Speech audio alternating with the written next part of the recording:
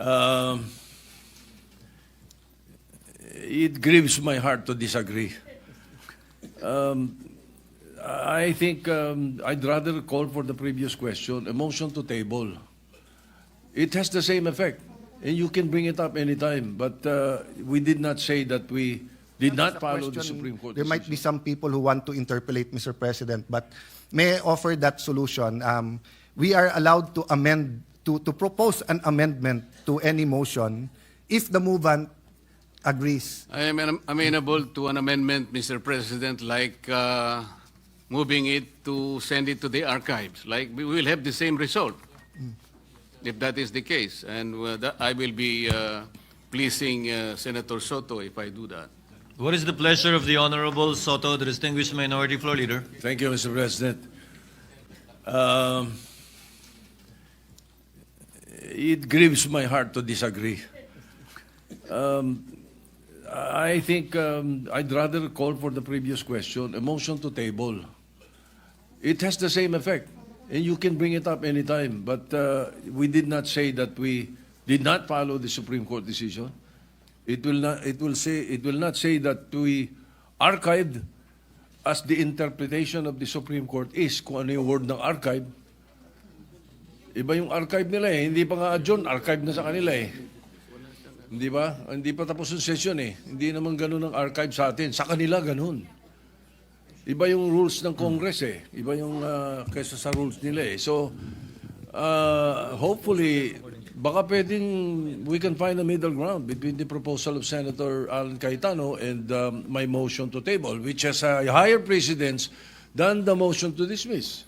But Mr. President, that is not consistent with the immediate character of the decision. The decision says it is immediately executory. A motion to table, hindi po immediate yun eh.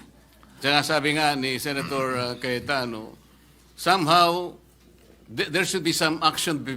The people are waiting for some kind of a closure before this chamber.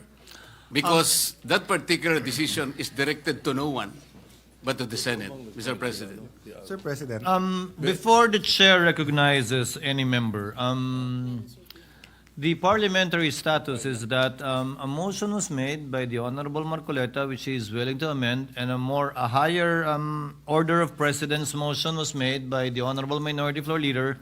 Both are pending, and to afford time for both the Minority Leader and the original movant to perhaps consider and find a compromise as agreed upon earlier, can we proceed with the interpolations and interjections, manifestations, if you will, Yes, of the yes. other members who had manifested to so interject and make known their position through a manifestation or interpolation? Yes, Mr. President. Thank you. Therefore, I withdraw the call for the previous question, and then allow that to proceed.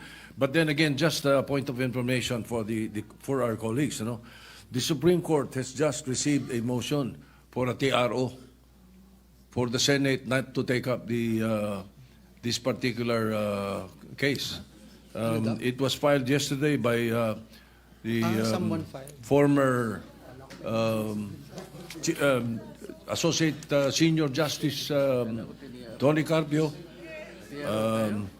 also Ombudsman Conchita Carpo Morales, Commissioner Heidi Mendoza, religious leaders, former military and public servants, Ms. Sheila Magno, students and the youth and the academe. They have filed a TRO with the Supreme Court, and we are awaiting something to that effect. It might come out today, and then we are, again, inuunahan natin. So hopefully, yes, we can proceed, Mr. President. Thank you, Minority Floor Leader. Your manifestation is duly noted. Senator Cayetano. Sir President, let me